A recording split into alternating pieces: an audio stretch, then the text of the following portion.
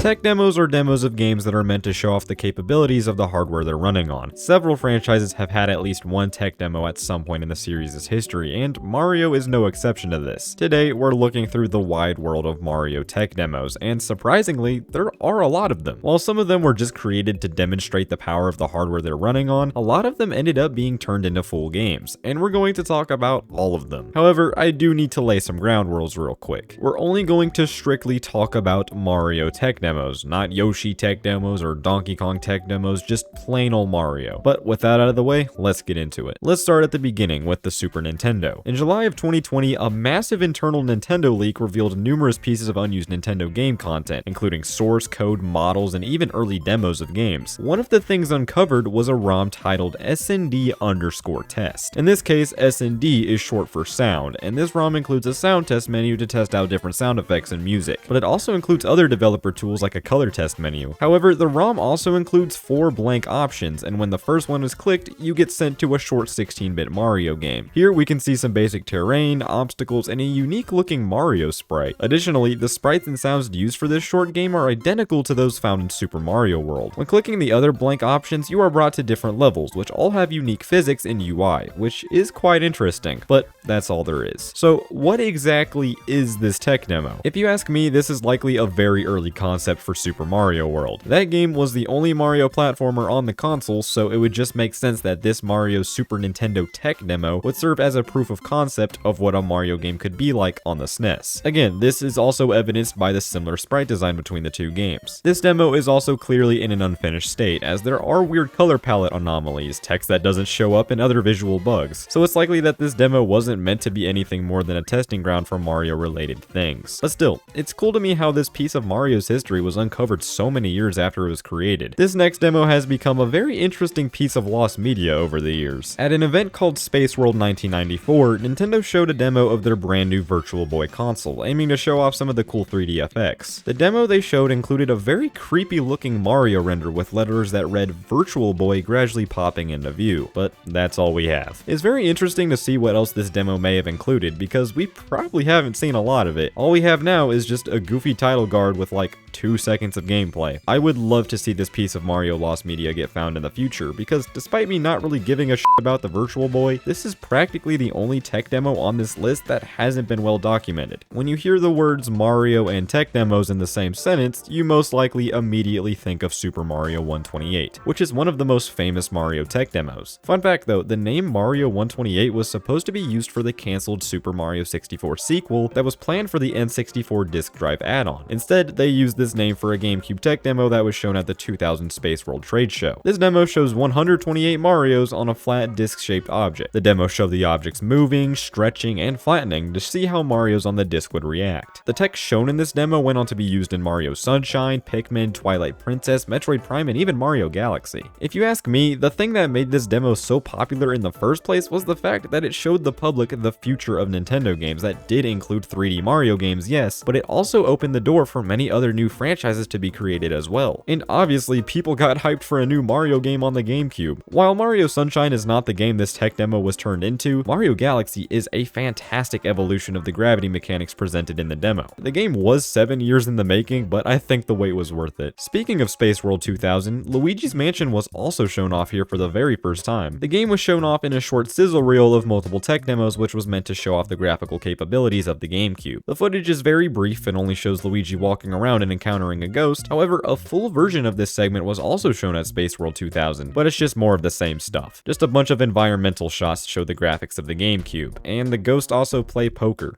What the f***?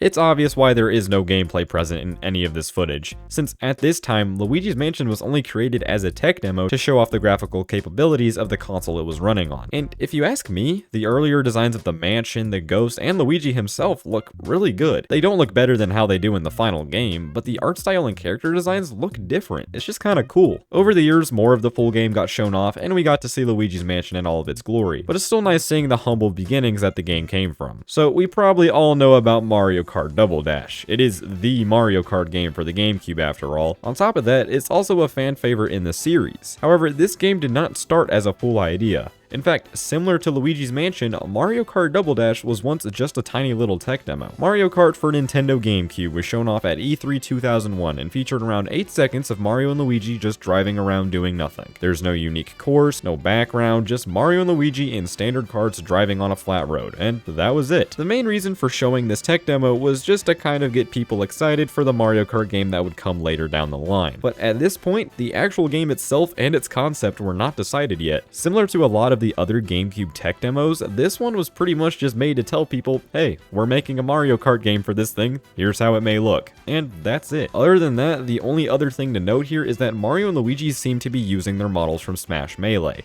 which makes sense. At this time, there weren't any other models they could have used. So for a short tech demo, it just made sense to make use of the resources you already had instead of making new models for it. Speaking of Mario Kart, a Game Boy Advance tech demo called Mario Kart Double XL was developed in 2004 by Daenerys Entertainment Software. The idea of this tech demo was just to show off the Game Boy Advance's capability of creating 3D looking graphics. Specifically, they wanted to test the limits of the Game Boy Advance's ability to render multiple background layers at once. Once we load up the demo, we're met with a title screen that has the hilariously made logo on an image of the Mario Kart Double Dash key art, except there are no partner characters, which makes sense because there's no double dashing in this demo. The demo features one race on a track that looks similar to Peach Circuit, and the background layer resembles Shy Guy Beach. In this short 3-lap race, we play as a fully 3D rendered Mario, and it even has music for the title screen and course, which are actually both renditions of music from a PlayStation game called More Hun Kart.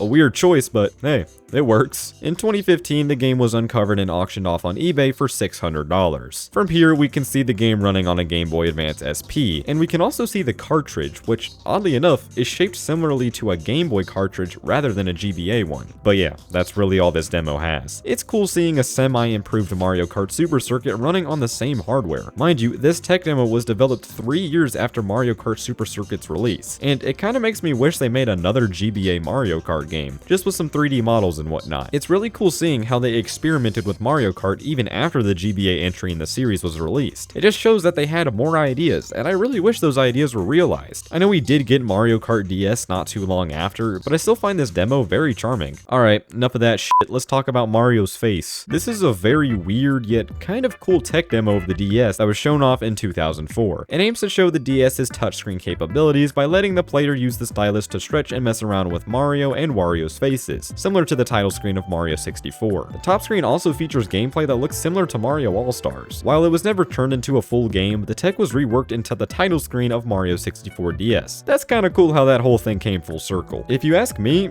this is pretty awesome. While most tech demos were made to eventually be turned into full games, this one was just made for shits and giggles pretty much. It's just a very fun and unique way to show off the capabilities of the DS, and it's also a cool callback to Mario 64. I think it's also neat how there was clearly a lot of thought put into this thing. There's music, sound effects, cool animation, you know, all of the things a good tech demo should have. But the pure concept of it makes it one of my favorites, honestly. But let's get to the wildest one on this list. So the Wii had a total of 2 Mario-themed tech demos, which is kind of surprising because out of every console, the Wii was the most innovative when it came to its tech. You would think that they would have wanted to put out more tech demos for this thing, but oh well. The first one we have is called Koopa Troopa Forest, which aims to show off the pointer capabilities of the Wii Remote by having the player aim at Koopa Troopas for Mario to shoot them. All we have is one screenshot to go off of for this one. The other one is called Mario FPS, which as the name implies is a Mario-themed first-person shooter. In this game, you run around Delfino Plaza and shooting stuff using the Wii Remote and Nunchuck. We also only have one screenshot of this, which shows Delfino Plaza. Both of these were uncovered in that massive internal leak that I was talking about earlier, so it's obvious why there's so little documentation of this stuff, but it's still interesting to think about what Nintendo could have done with a Mario first-person shooter. That sounds like some wild Mario 64 ROM hack, not a real game, which makes it even funnier, honestly. Next up, we have New Super Mario Bros. Me. This was a tech demo that was shown at E3 2011 to demonstrate the Wii U GamePad's abilities, specifically the feature of being able to play the game without a TV screen. The game also features 5 different courses, all of which were reworked into courses found in New Super Mario Bros. U. The difference here is that these courses found in the demo reuse upscaled assets from New Super Mario Bros. Wii instead of new assets that would then be included in the Wii U U game. But apart from the ability to play as Mii's in early stages from NSMBU, there's not much else to say here. One of the main takeaways for me at least is the reuse of the new Super Mario Bros. Wii assets. Since this demo was released before the actual game that came out of it, these levels at the time may have seemed like scrapped content from the Wii game. And as a huge fan of new Super Mario Bros. Wii, that's a very cool thing to see. Another takeaway is that you can play as the Mii's during the main game, which is not the case in the final release. Player 1 could also play as whatever character they wanted, which was a feature implemented in the Deluxe port of NSMBU, but if you played the original, you were stuck as Mario. The final tech demo we're talking about was also made for the Wii U. In 2014, a Mario vs. Donkey Kong Wii U tech demo was shown at the Game Developer Conference to demonstrate the capabilities of the Nintendo Web Framework, which relates to the Wii U's ability to be able to show the game on the Wii U GamePad as well as the TV simultaneously. The demo shows two courses, one on a much smaller scale and one on a much larger scale. The idea is the same as any of the other Mario vs. Donkey Kong games. You just gotta guide the mini Marios to the goal by creating paths and whatnot. This demo was eventually reworked into Mario vs. Donkey Kong Tipping Stars, which was released on both the Wii U and 3DS. But regardless, this is still a pretty cool demonstration of the Wii U GamePad's tech. This demo shows the Wii U GamePad changing what is on the TV screen in real time, which isn't something that the new Super Mario Bros. Mii tech demo showed. But yeah, those are most, if not all, of the Mario tech demos. Let me know in the comments down below what you all think of these tech demos, and which one is your favorite. I would love to hear your thoughts. But that's it for me. Thank you all so much for watching, and I'll see you all later.